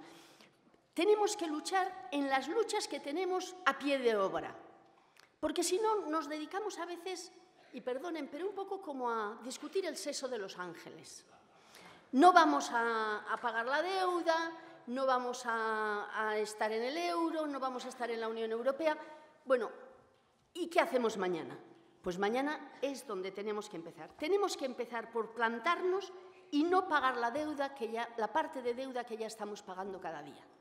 Y yo pienso que es tan o más importante que el planteamiento de decir no queremos pagar la deuda. Lo que tenemos que plantearnos es decir no vamos a pagar la deuda porque la deuda no va a resolver ninguno de nuestros problemas. En este gráfico yo trato de explicar un poco lo que es lo que le llaman la recuperación. Durante una serie de años, con muchos problemas, las clases populares, y en las populares yo meto las clases medias porque somos los que nos ganamos la vida con nuestro trabajo también, parece que habíamos ido consiguiendo mejorar un poco nuestros niveles de vida y de democracia. La línea recta que baja es directamente lo que está pasando con la crisis. Están destruyéndolo todo. Y ahora nosotros estamos aquí abajo y cuando nos dicen que hay una recuperación, si se empieza y cuando se empiece, habrá que empezar de ahí abajo. Y entonces no soñemos demasiado con grandes objetivos, soñemos con objetivos que son importantes, que son grandes y que son absolutamente imprescindibles si queremos avanzar en eliminar el pago de la deuda, en eliminar este sistema económico capitalista que está destrozando nuestras vidas, en mejorar el bienestar de la población, en aumentar nuestra capacidad de lucha y sobre todo en mantener nuestra dignidad. Muchas gracias.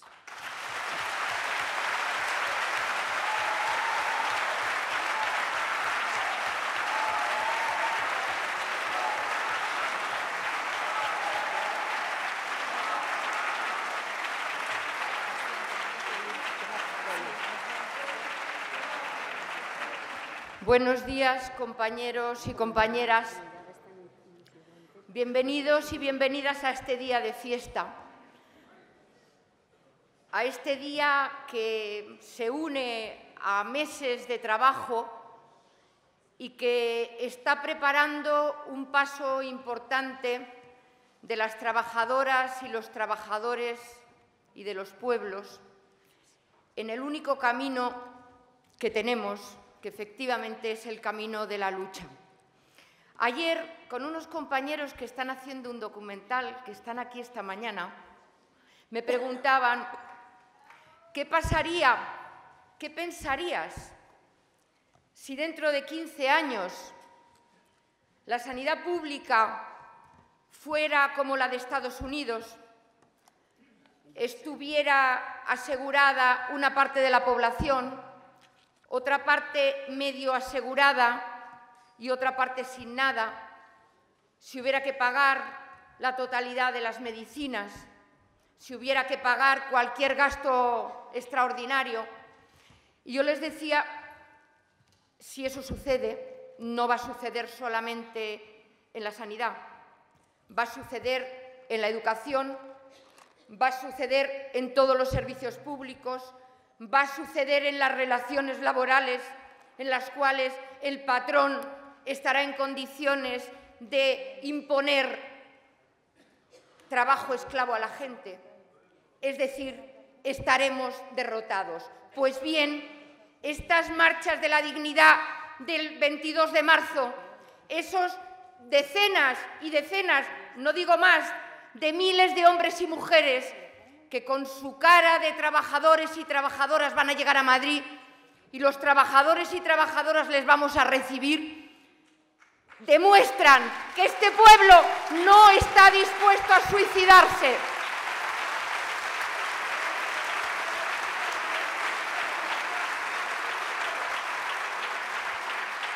Que estamos viendo, es verdad que con un poco de retraso, con mucha desorganización, con mucha atomización, pero estamos empezando a ver las cosas cada vez más claras.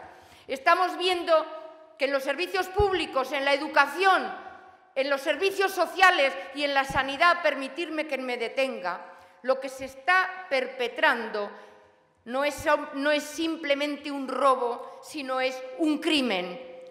Este capitalismo en crisis, porque es una estafa, como han dicho las compañeras, pero también es una crisis estructural del sistema capitalista del que no tienen otra perspectiva de salir que la miseria, la barbarie y la mordaza y la represión.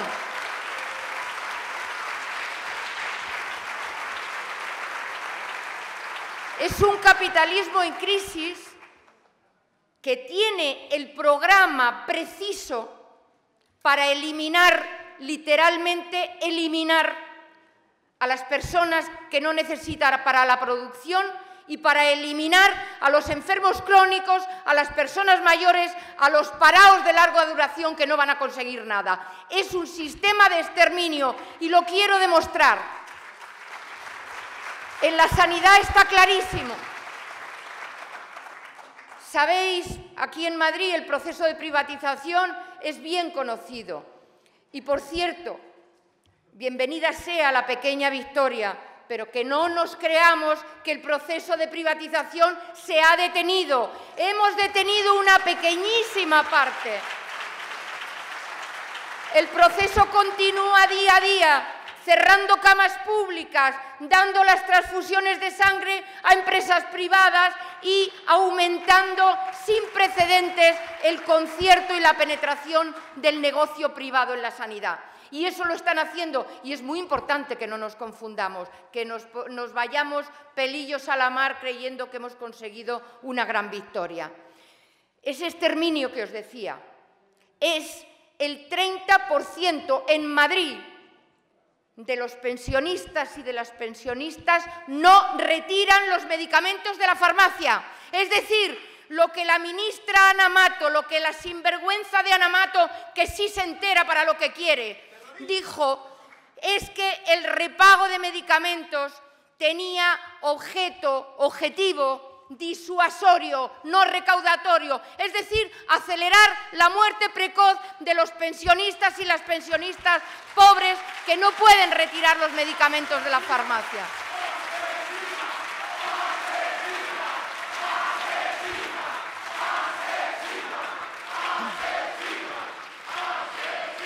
El listado lo sabéis igual que yo, todavía no ha entrado en vigor, pero está la ley. En la Ley de Presupuestos Generales del Estado para 2014 está la obligatoriedad del pago de los medicamentos de uso hospitalario. Es decir, los medicamentos para el cáncer, los medicamentos para la hepatitis, los medicamentos para enfermedades graves. Eso que era hasta ahora gratuito, que te lo daban en la farmacia. Y sabéis también perfectamente, porque ya en Madrid yo creo que esa pequeña victoria sí que ha servido para que mucha gente se entere de cómo se hace el negocio privado en la sanidad. El negocio privado es imposible absolutamente si se atiende con equidad y calidad a todas las personas. El negocio solo es posible quitándose de en medio a las personas mayores, a los enfermos crónicos y a los no rentables. Y yo quiero decir aquí, por supuesto, hombre, estoy incluyendo al millón de personas, trabajadores y trabajadoras emigrantes que se han quedado sin nada, como nos vamos a quedar muchos más. El racismo y la xenofobia, elementos de división del capital sobre la clase obrera, vamos a comprobar muy prontito que no solamente las medidas son para los emigrantes y que la solidaridad elemental con quienes vienen a este país a pagar impuestos, los impuestos con los que se financia la sanidad, los impuestos indirectos, esos lo están pagando con la barra de pan, con el pollo, lo que compren los trabajadores y trabajadoras inmigrantes. Porque ya sabéis que está previsto que los trabajadores y trabajadoras en el extranjero que hayan perdido el derecho al paro, el derecho al subsidio y no tengan nada, pueden perder el derecho a la asistencia sanitaria. Pero vamos a seguir el mismo camino que Grecia. En Grecia, los trabajadores y trabajadoras en paro que no hayan cotizado al menos 3 meses durante los 2 años anteriores se quedan sin derecho a la asistencia sanitaria. En Irlanda acaban de quitar la cartilla sanitaria a los mayores de 70 años. Ese es el futuro que me decían los compañeros ayer y es ante el que hoy nos rebelamos. Haciendo un llamamiento a organizarnos, a aprovechar el trabajo de las marchas para defender, como hacen los compañeros de la PA, como intentamos hacer en el encierro, en el Centro de Especialidades Federica Monseni, para defender lo que es nuestro, lo que hemos pagado y lo que no vamos a reconocer, la legitimidad ni el derecho de tomar decisiones que lo entreguen a la empresa privada y que en definitiva perpetren el robo contra nosotros.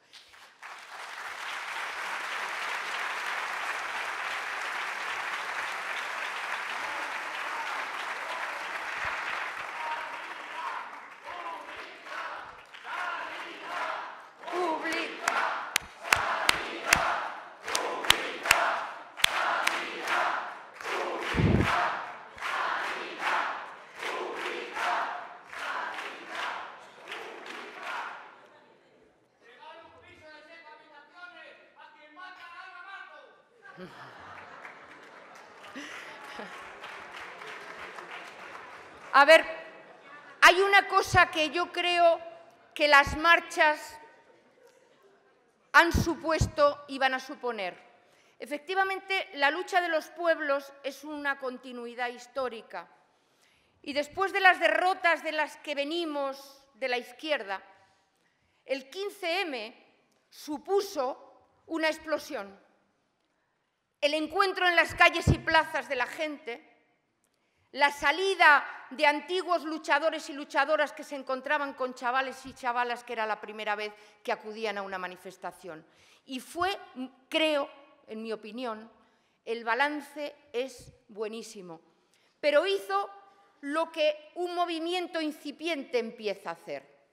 Expresaba la indignación, es la palabra que representa el 15M.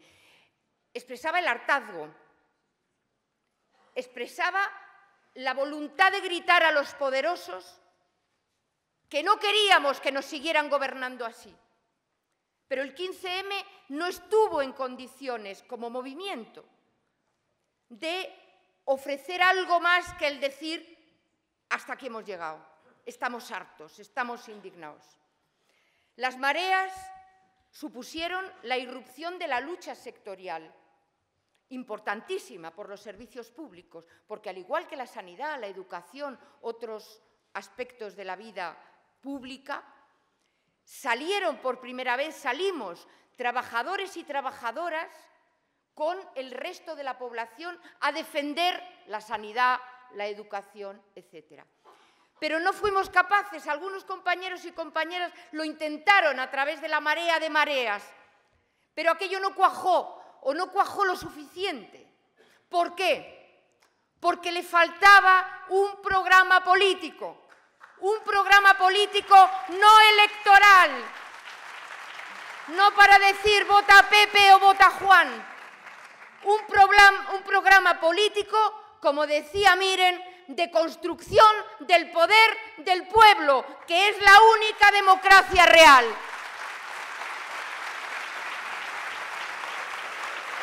Y eso solo podía ser algo que englobara a todas las luchas, algo que identificara al enemigo de clase, al enemigo de los pueblos. Identificamos el no al pago de la deuda, porque había que decir algo. Yo quería dialogar con la compañera Miren en ese sentido. Podíamos haber convocado las marchas por la revolución social, pero seguramente mucha gente no estaría en condiciones de entender la línea de continuidad que existe, que es clarísima y que es la única capaz de construir un mundo nuevo, destruir el existente, destruir el capitalismo.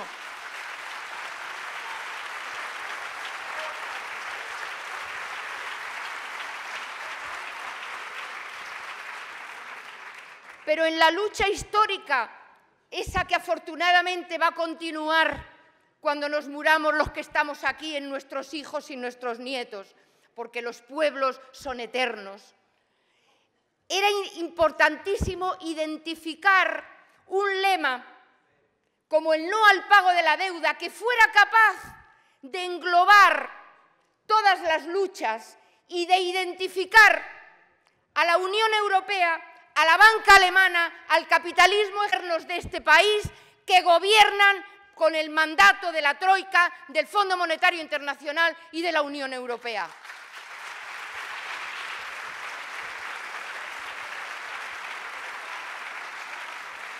Es fácil.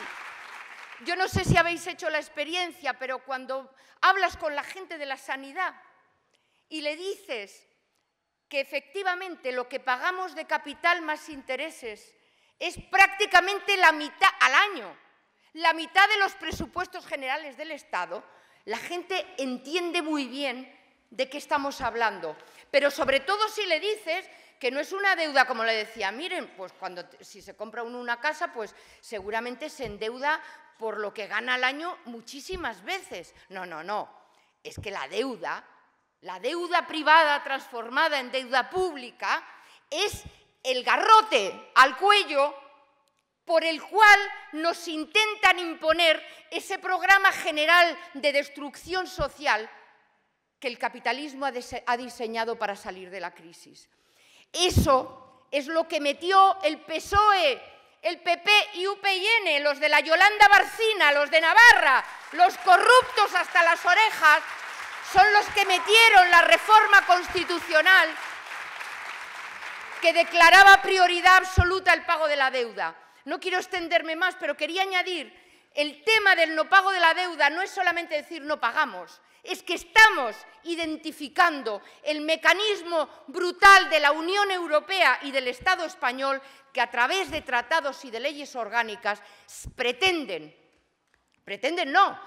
han hecho legal que se pueda disolver gobiernos municipales elegidos democráticamente por la ciudadanía o comunidades autónomas si es que no cumplen en los plazos previstos la reducción de los niveles de deuda. Y fijaros qué curioso, ¿sabéis que les aplican a los ayuntamientos el artículo 61 de la Constitución, metido en la Ley de Régimen Local dentro de la legislación antiterrorista, para disolver aquellos gobiernos municipales que hicieran enaltecimiento del terrorismo? Y ahora ese artículo 61 es capaz de disolver gobiernos municipales por no cumplir sus obligaciones constitucionales. ¿Y cuáles obligaciones constitucionales? Las del artículo 135 de la Constitución, ese que se metió en una semana, el 31 de agosto, en esa sacrosanta Constitución que no se puede modificar para reconocer el derecho de autodeterminación de los pueblos.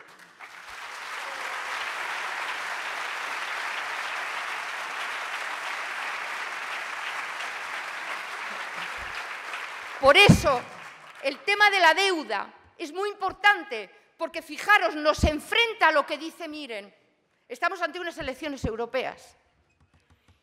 ¿Quién dice cuál es la diferencia entre la política real de un gobierno de un color o de otro color si no se está rompiendo con el marco político institucional que nos obliga al pago de la deuda? Efectivamente ninguno, no hay diferencia ninguno. Entonces, lo que hay que plantear es que eso no es inexorable. Claro que no. Ellos tienen las leyes, fíjate, las hacen, se juntan tres y te cambian la Constitución en una semana del mes de agosto y nos amargan la vida a todos. Ellos tienen las leyes, pero nosotros podemos tener el poder. Nosotros debemos ejercer el poder.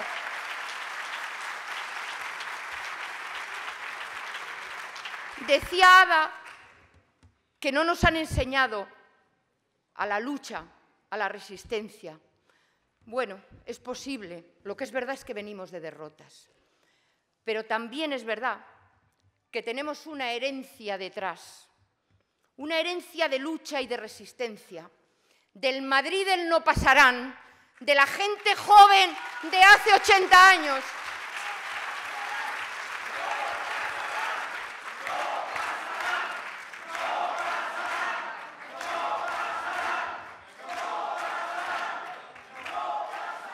Y ese Madrid es el que vamos a resucitar, al que estamos reanimando, al que estamos criando a nuestros pechos, al que estamos dando vida cada día, cada semana, cientos de hombres y mujeres en cada barrio, en cada pueblo de Madrid, en cada barrio, en cada pueblo de todo el Estado español.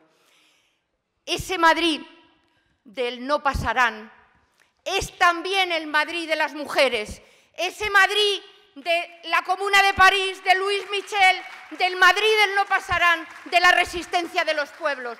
Porque, compañeras y compañeros, las crisis se caracterizan por mandar a las mujeres a casa. Bueno, pues las mujeres que estamos vivas en esta generación no nos vamos a ir a casa.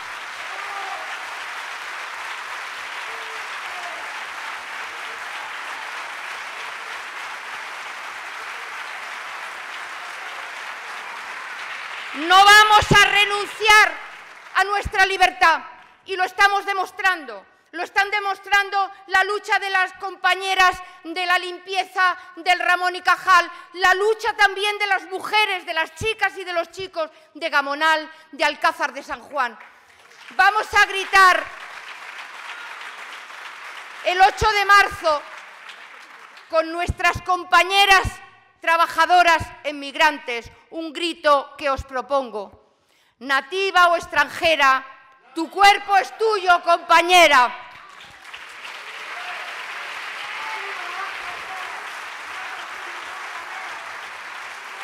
Y vamos a mandar, junto a vosotros, junto a nuestros compañeros varones, vamos a mandar a todo ese atajo de políticos, de curas, de jueces, a la basura de la historia.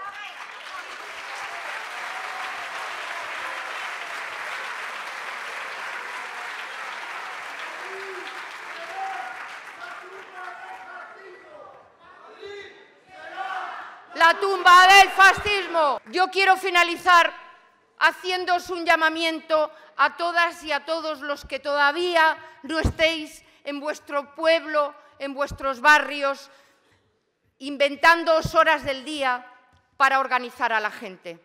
Estas marchas, que son la expresión política de todo lo que estamos viviendo en este momento, la que se puede en estos momentos, vendrán mayores desarrollos, pero la que se puede en estos momentos, es muy importante entenderlas y por eso llevamos desde hace muchos meses preparándolas. No se trata de una avenida a Madrid de mucha gente de fuera, ni siquiera la histórica visita de los mineros que llegaron aquí rodeados por un cordón de seguridad y ni siquiera pudimos hacer una asamblea con ellos en la calle en Madrid. Pese a que el pueblo de Madrid salió, se calcula que hubo 1 millón de personas recibiendo a los mineros, pero fue bienvenido Mr. Marshall. Pasaron y se fueron. Aquí no. Las marchas vienen para quedarse. Los hombres y mujeres.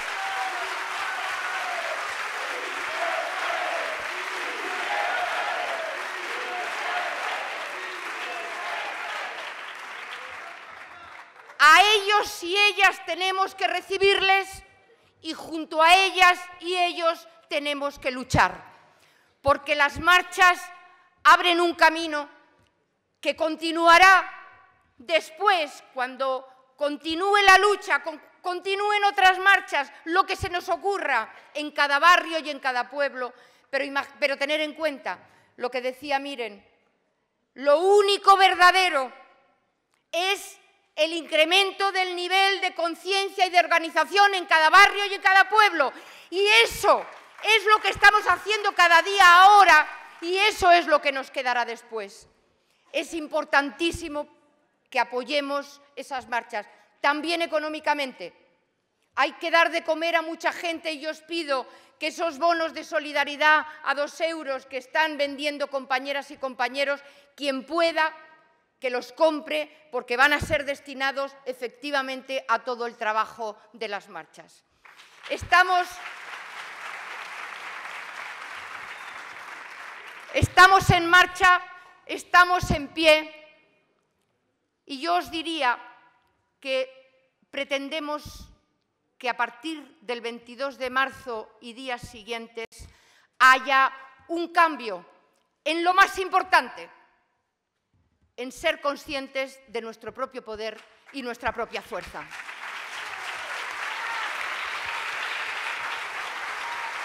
Y os propongo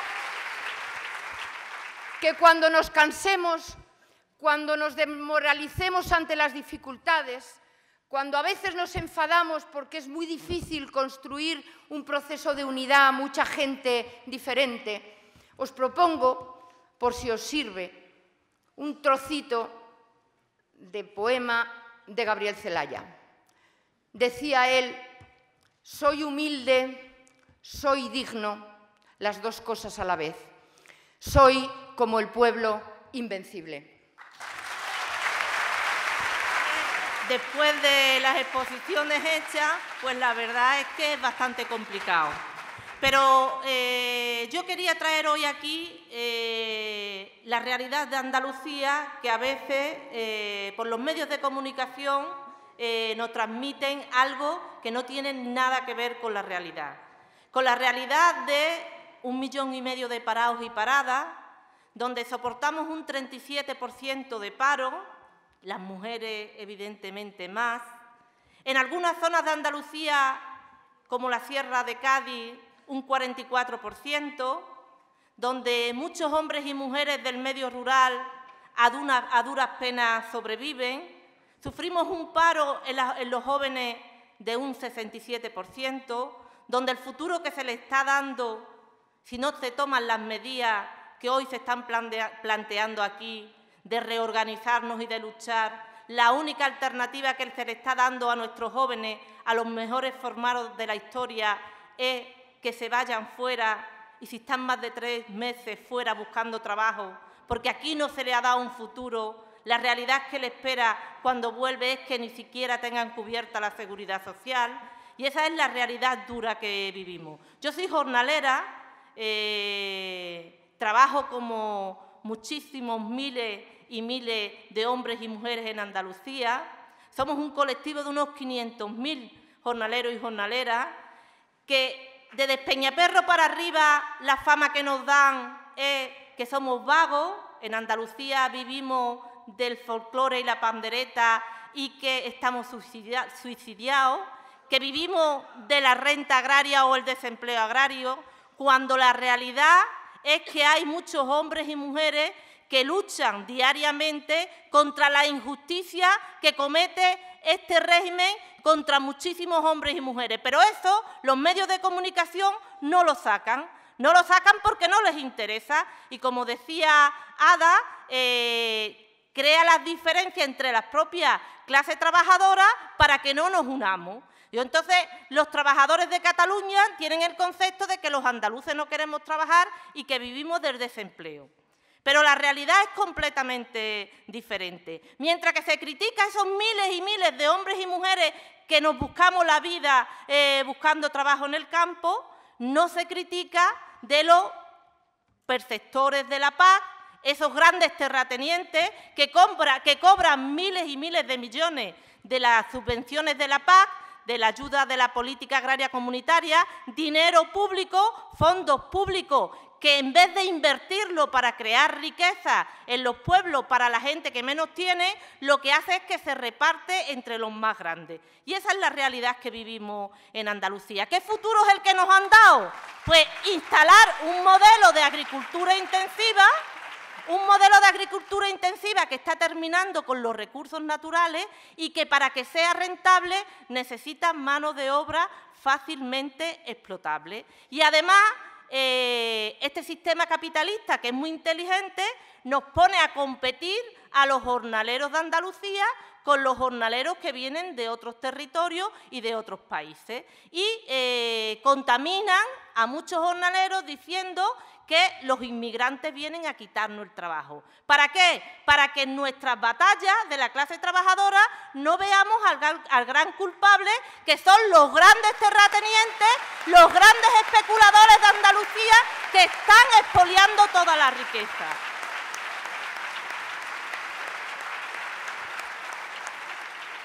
En Andalucía, el modelo de agricultura intensiva que se ha implantado en Huelva con la fresa o en Almería con los invernaderos, el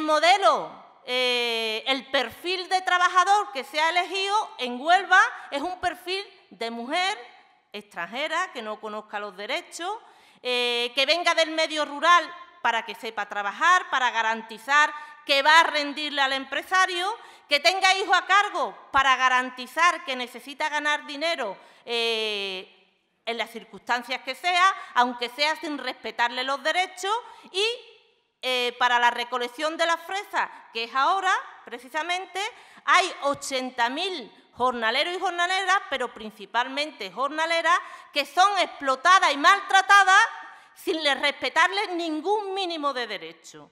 Estamos indignados y esa indignación la tenemos que sacar a la calle. Pero como decían las compañeras, no basta porque los jornaleros y jornaleras, porque los andaluces y andaluzas salgamos en una marcha en contra de la represión que están haciendo contra el pueblo andaluz. No basta con que nos metamos en el Mercadona y digamos, si no le dais respuestas al pueblo, la única puerta que le dejáis es que entremos en las grandes superficies, que son los culpables de la ruina de los pequeños campesinos, que están terminando con los pequeños comercios en nuestro pueblo. Si no nos dais una alternativa, la respuesta del pueblo va a ser coger los alimentos básicos porque nuestros hijos no se pueden quedar sin alimentarse. Esa es la respuesta.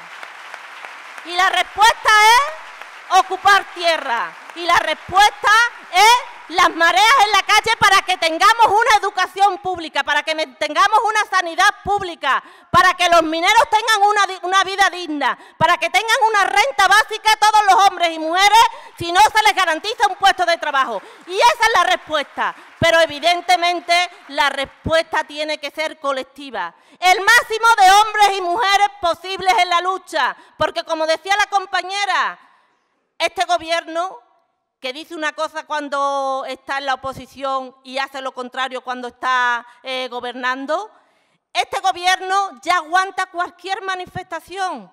Tiene que ser mucha la rabia, la rebeldía y la indignación las que salgamos a la carretera para decir ¡ya basta! ¡Basta! Porque estamos en contra de pagar la deuda, porque es una deuda ilegítima. ¡Ya basta!